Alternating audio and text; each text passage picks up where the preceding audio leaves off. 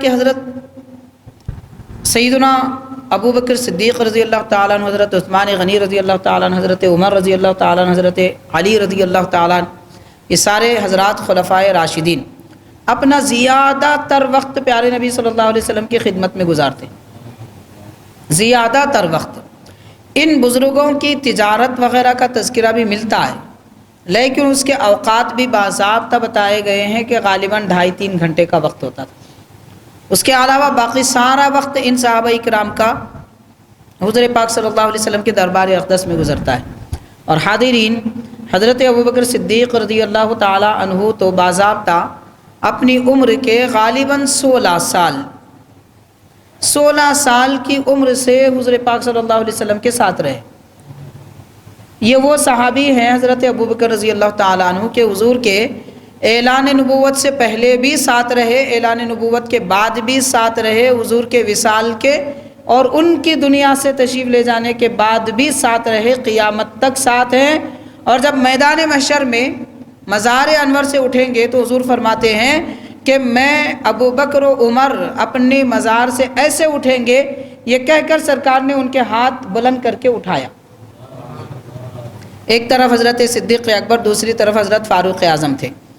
تو ایسی صحبت ان بزرگوں نے اختیار کی ہے۔ تو غور کیا جائے کہ پیارے آقا صلی اللہ علیہ وسلم سے وابستگی سے ان بزرگوں کو کیسی کیسی نعمتیں ملی۔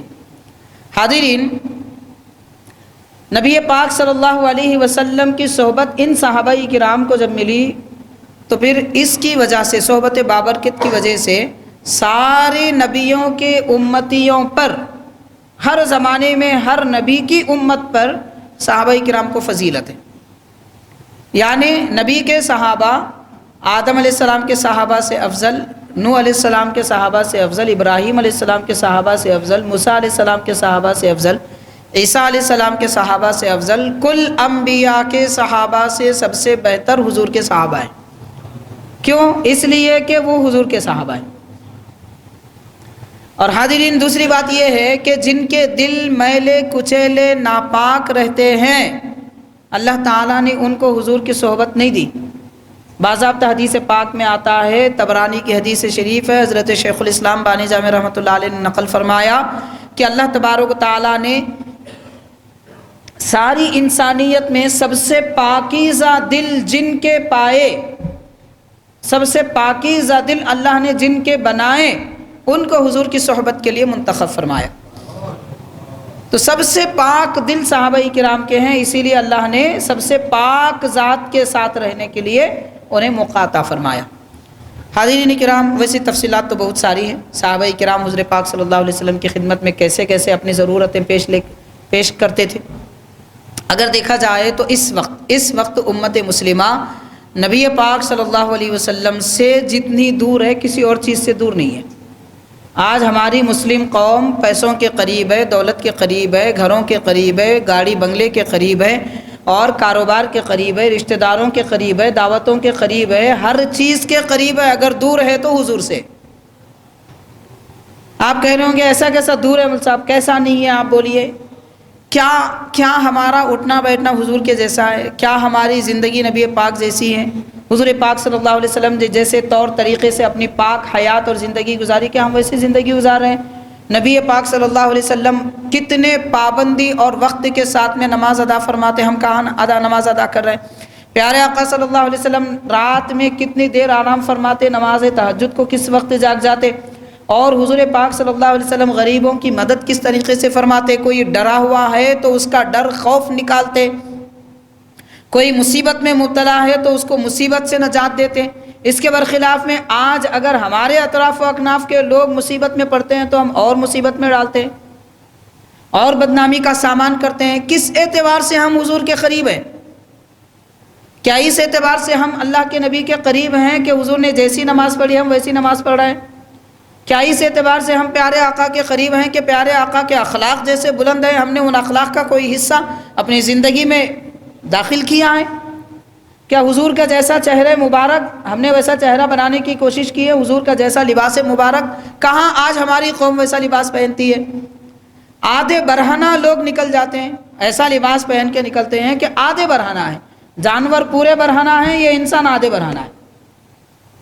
نبی پاک صلی اللہ علیہ وسلم کا لباس مبارک گھٹنوں کے نیچے دامن لمبا ہوتا تھا، اور آپ کی قمیص مبارک کم از کم کلائیوں تک ہوتے تھے اور آستین لمبے ہوتے تھے۔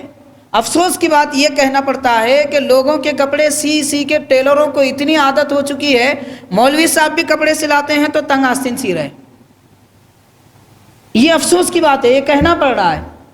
تو کہاں ہم حضور پاک صلی اللہ علیہ وسلم کے قریب ہیں؟ صحابہ کرام نے اپنی ساری زندگی حضور کے ساتھ گزاری، ان کے بعد والے حضرات نے حضور کی سیرت پاک کو اپنی زندگی میں گویا کہ چھاپ کی طرح بنا لیا، لیکن آج ہم کہاں ہیں؟ حاضرین کرام، کیا نبی پاک صلی اللہ علیہ وسلم کا ذکر ہم ویسے کر رہے ہیں جیسے صحابہ کرام کرتے تھے؟ ہم کو تو بس میلاد کے مہینے میں حضور کا ذکر یاد آتا ہے، اب اس کے بعد مولوی صاحب بولے بھی تو نہیں سنتے، علماء بیان کریں گے بھی تو سننے کو تیار نہیں ہے۔ تو کس اعتبار سے ہم پیارے نبی کے قریب ہیں؟ یاد رکھیے کہ جو قوم نبی پاک صلی اللہ علیہ وسلم کے قریب ہوتی ہے کسی بھی اعتبار سے، خواہ وہ کافر ہو، مشرک ہو، یہودی ہو، اللہ تعالیٰ اس کو دنیا میں ترقی دیتا ہے۔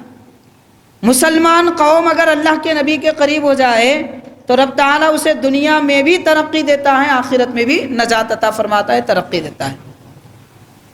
آپ غور کیجئے کہ آج ٹیکنالوجی کے میدان میں غیر مسلم جتنی ترقی پر ہیں، اور ڈاکٹری علاج معالجے کے میدان میں غیر مسلم جتنی ترقی پر ہے، وکالت اور بہت ساری ٹیکنالوجی کے کمپنیوں میں جتنے لوگ زیادہ ترقی یافتہ ہیں، علم کے میدان میں غیر جتنے زیادہ ترقی یافتہ ہیں، مسلمانوں کا اگر جائزہ لیا جائے تو صفر ہے۔ جبکہ مسلمان 80 سال سے دنیا کی ہی تعلیم حاصل کر رہے ہیں، دین کی تعلیم تو پڑھ ہی نہیں رہے، نہیں کے برابر ہے، دین کی تعلیم کا تو کوئی تعلق ہی نہیں ہے۔ 80 سال سے دنیا کی تعلیم پڑھ رہے ہیں پھر بھی زیرو ہے۔ وجہ کیا ہے؟ وجہ یہ ہے کہ حاضرین، دنیا کی ساری تعلیم حاصل کرنے والے سارے غیر سرکار دو عالم صلی اللہ علیہ وسلم کے طریقے کے مطابق سیکھ رہے ہیں، اور مسلمان قوم یہودیوں کے طریقے کے مطابق راستے پہ چل رہی ہے۔ یہ فرق ہے ہم میں اور ان میں، اس لیے وہ ترقی پر ہیں اور ہم ذلت میں۔ تو نبی پاک صلی اللہ علیہ وسلم سے وابستگی مضبوط ہونی چاہیے۔ ہمیں ضرورت نہیں ہے ہم کسی کو اپنا آئیڈیل بنائیں، یہ دیکھنے کی ضرورت نہیں ہے کہ کون سے ملک کا کون سا بادشاہ اچھا ہے، یہ دیکھنے کی ضرورت نہیں ہے کہ کون سا کھلاڑی سب سے اچھا ہے۔ ہمیں یہ دیکھنے کی ضرورت ہے کہ پیارے آقا صلی اللہ علیہ وسلم کی زندگی کتنی پاک ہے، نبی پاک صلی اللہ علیہ وسلم کی سیرت کتنی پاک ہے، حضور پاک صلی اللہ علیہ وسلم اپنے رب اپنے مولا کو کس طریقے سے راضی فرماتے ہیں، پیارے آقا اپنی امت پر مہربانی کیسے فرماتے ہیں، حضور اکرم صلی اللہ علیہ وسلم حیوانات پر کیسی مہربانی فرماتے ہیں، ہمیں یہ دیکھنے کی ضرورت ہے۔ تو بہرحال حاضرین کرام، دنیا بھر میں فرشتوں سے لے کر حیوانات تک ہر مخلوق حضور کے قریب ہوئی تو ترقی پائی۔ افسوس کی بات ہے کہ اس دور میں امت مسلمہ سرکار سے دور ہو گئی، اور اس لیے ذلت کے اسے تمغے مل رہے ہیں اور ٹھوکریں کھا رہی ہے۔